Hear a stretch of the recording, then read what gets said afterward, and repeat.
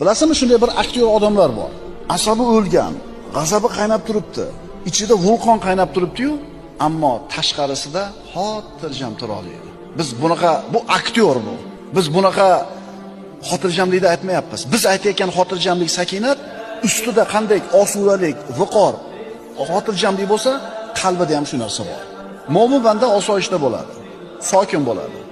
Xuddi salobatli bir tog'dek. Mo'min jazavaga tushmaydi, vahimaga tushmaydi, panika qilmaydi, yiqilib qolmaydi, o'zini yo'lidan chiqib ketmaydi, idish tovoqni yerga urmaydi, eshikni tepmaydi, so'kinmaydi, xotirjam bo'ladi, halim bo'ladi. Mana shu kishini muomalada, odamlar bilan qilayotgan muomalasida muloyim, halim bo'lib turganligi uni qalbida sakinat borligiga bir ishora bo'ladi.